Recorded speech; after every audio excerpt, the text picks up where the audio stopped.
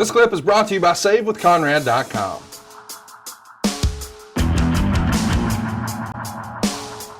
Well, without any further ado, we're going to get to our main event and we're going to watch it together and then we'll wrap this one up. We're going to encourage you to flip it over right now to Sting and Lex Luger. We're going to go to it on the WWE Network. Right now, we're at 227.35. So if you want to join us, it's 227.35, and we'll see Jim Ross and Jesse the Body Ventura. They're going to go ringside here for some big introductions, especially for WCW at the time. And Lex Luger, man, your world champion, he's going to drop it to Sting here in a really, really big moment for WCW. It looks like Luger's going to be wrapping things up, heading over to the World Wrestling Federation with a little stop off by the WBF. And once again, Sting, the franchise player for WCW. You know, this was a battle between the flagship and the body guy that you never thought would ever leave. A lot of things went into Lex's decision, I'm sure, because he was making some strong coin with WCW.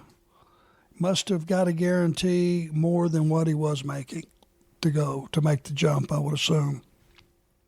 What a big entrance for Sting, especially in that era. I mean, look at that look. The guy looks like a freaking star. There's no other way to put it. He's a superstar. He's a superhero. How much of Sting's success would you contribute to just the overall presentation, whether it's the face paint, the hair, the bright colors, the jacket? I mean, obviously he's got to put it all together in the ring with promos and charisma, but how much of 50%? There you go.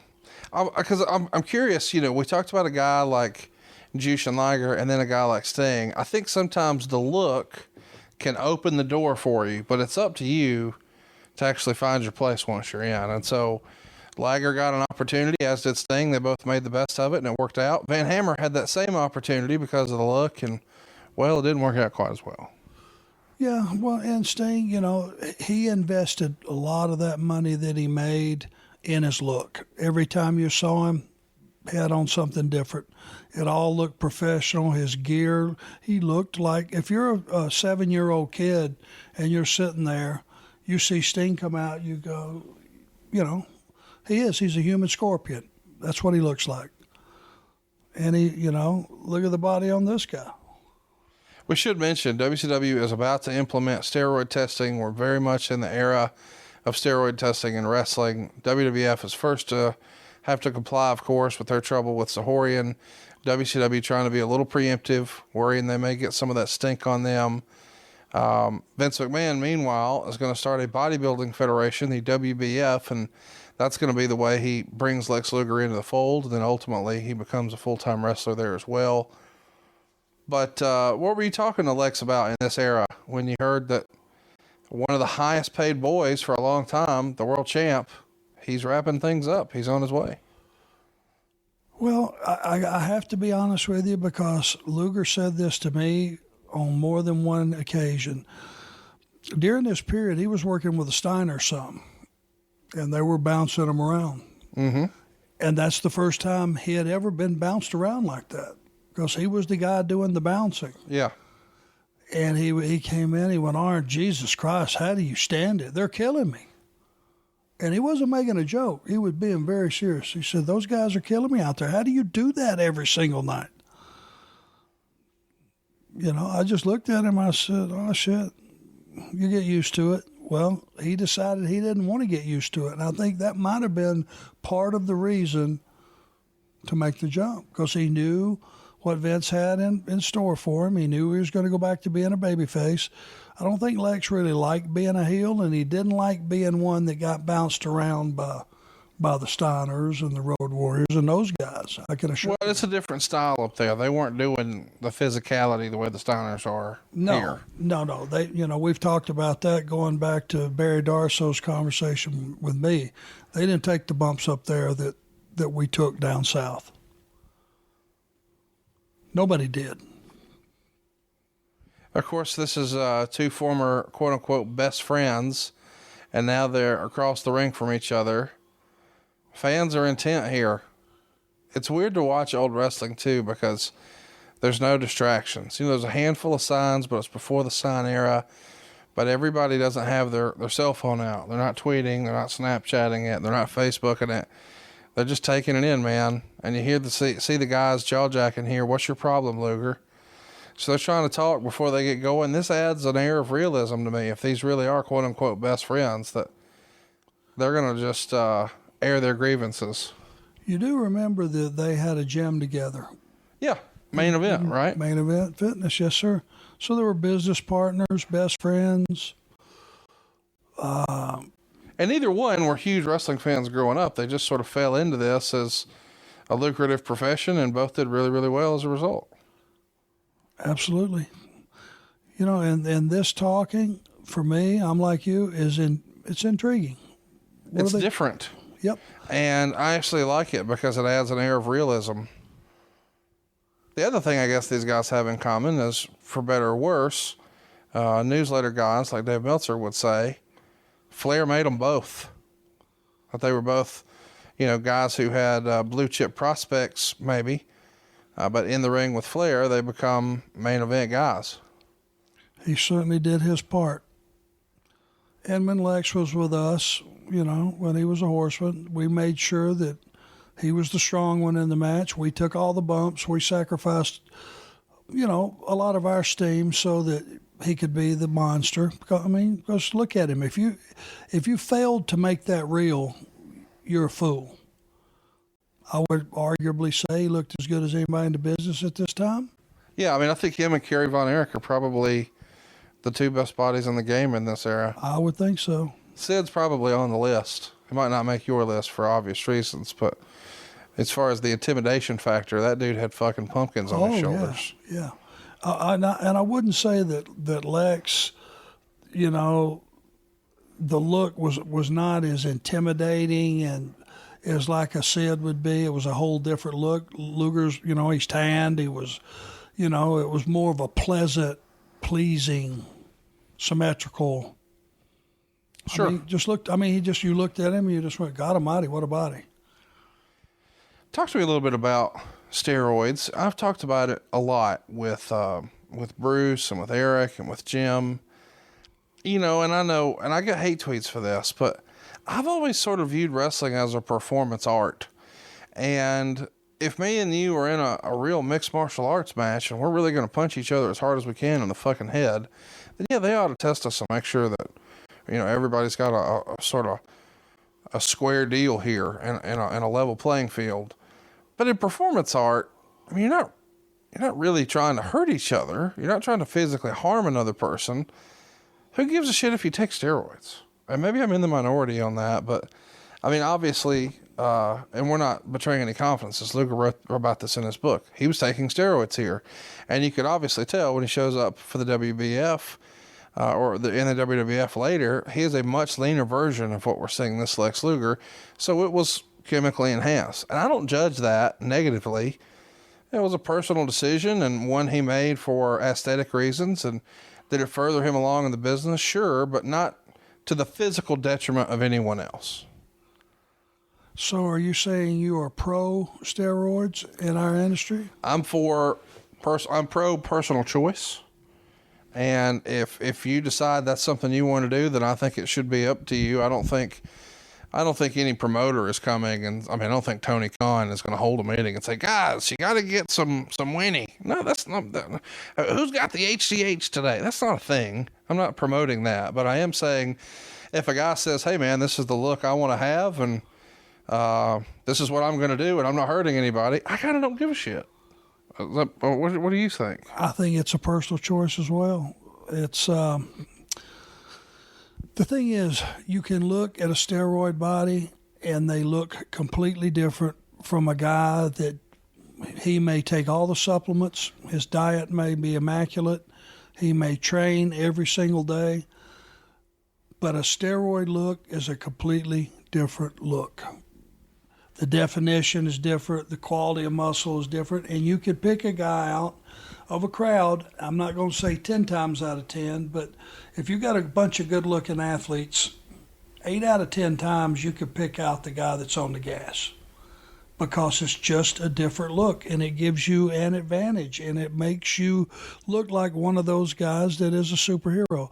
If you would have taken the gas away from the Ultimate Warrior, hypothetically, Yeah, what would he have been? and just went on talent alone and his ability to wrestle,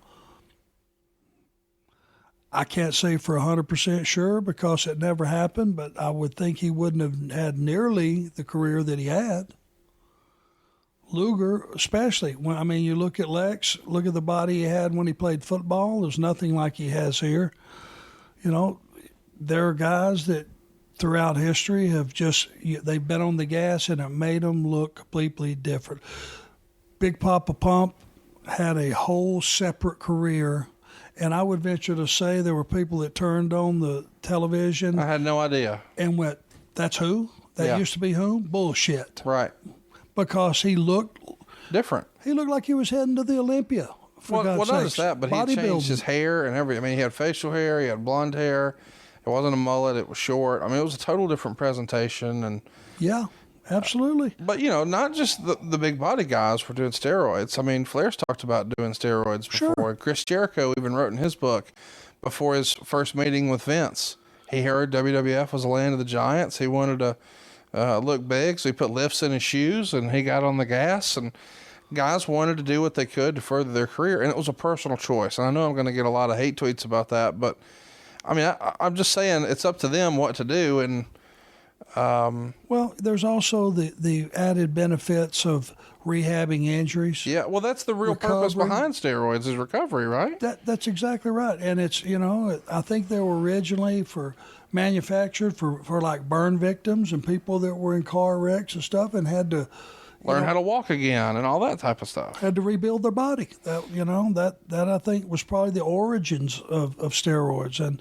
But it's not like you pop a needle in your ass and you look like Lex Luger tomorrow. You still got to go sling some weight around. You got to train even heavier, and not heavier, but even more intense. You got to watch your diet. But the fact is, two guys can have the same diet, the same supplements, the same sleep, all those things, and go to the gym and train together. The guy on the gas is going to look completely different in a positive way, and that's just the way it is.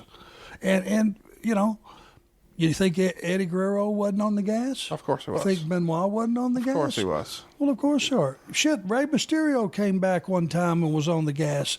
Now, Rey only weighed probably 160 pounds. But if you think that's what the audience, whether it's the paying customer or the guy on the headset in the back, if you think that's what the audience wants, you're going to take a stab at it. You're a fool if you don't. Sure.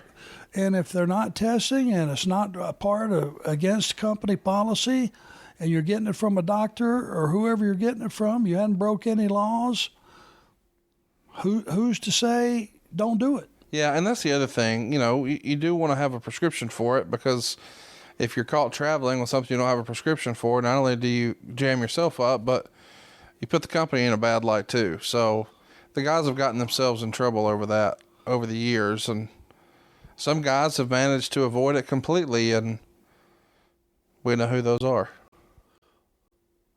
I just don't think it should be this black cloud in wrestling, I guess, is my point. It certainly should not be a death sentence.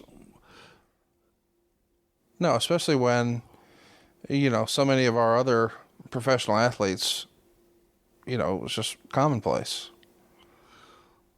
I was friends with a major league pitcher when the whole thing broke out about, potential steroid scandal with, McGuire and Sosa and all those guys.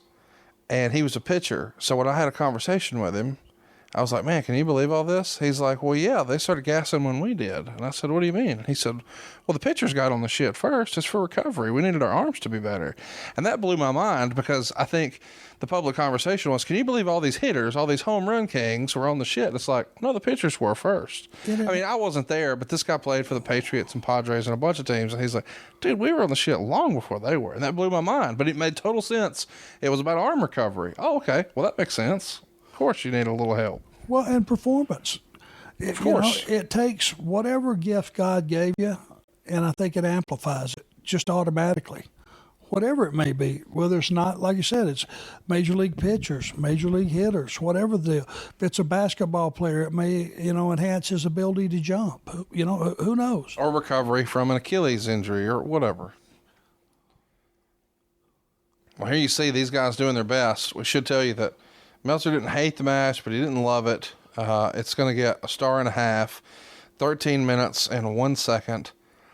Meltzer would say Luger was so huge he looked like a member of a different species. If it hadn't already been confirmed already, this is officially confirming that Luger is going to join the WBF. They spent the first 2 minutes pretending they were doing a silent movie by standing there and doing nothing. And then they started working, and the near 300-pound Luger blew up within 2 minutes.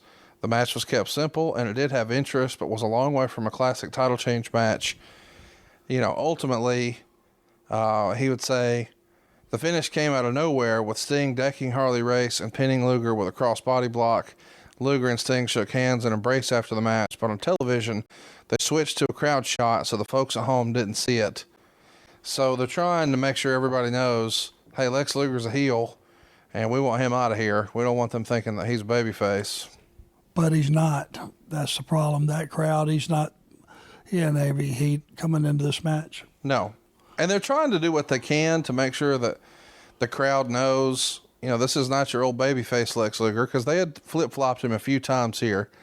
I mean, even going back to when Sting went down in 1990, that same Clash of the Champions we were talking about earlier, where Cactus Jack took the flat bump, that's where Sting would jack his knee up, just 3 weeks shy of the title shot against Flair. So they had to sub Lex Luger, but the only way to do that, now that Flair is a bad guy because of that show, is to turn Lex Luger, who is a newly heel, now back to a face, and then of course he's back heel here, having replaced Ric Flair in that world title match with Barry Windham at Great American Bash 91. They try the pairing with Harley Race, and I think Harley is really just here to let fans know, hey, by the way, Luger's a bad guy, boo him. What do you think, Luger, and what do you think of the Luger-Harley Race pairing? Didn't fit. I mean, I like Harley as sort of the elder statesman. He feels like he's sort of the, big backdrop by Harley. It literally was, because Harley is a textbook heel, career heel. It was just to send a subliminal message that somehow Lex was part of that. And now he just won with a crossbody. He won with a crossbody, and Luger just hops right up. All right, I'm just going to give you some Monday morning quarterbacking, okay? Let's do it. This guy, Luger, is leaving the company. There's Aaron calling telling you not to give away all the secrets. There's Luger leaving the company. Yeah, it's pretty clear he's leaving the company. Sting is your flagship guy. He's been there to the very, very end. He's been nothing but loyal. Don't you run a comeback and hit him with a splash and beat him with your finish? I would think you would hit him with a stinger splash and then put him in the scorpion and tap out. Yeah, exactly. And that's exactly what you should have done. The guy's leaving the company. Boy, Aaron needs you. You're in trouble today. Barry Horowitz, for God's sakes. He's ruining everything. There you go, Sting, your new world champion. It was a great show, lots of great wrestling, but the finish felt a little, anticlimactic.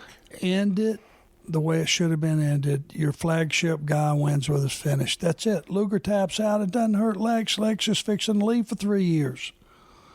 Minimum. We should mention after the card, there's a ballroom in the Mecca where they're going to do like a worked press conference with Sting.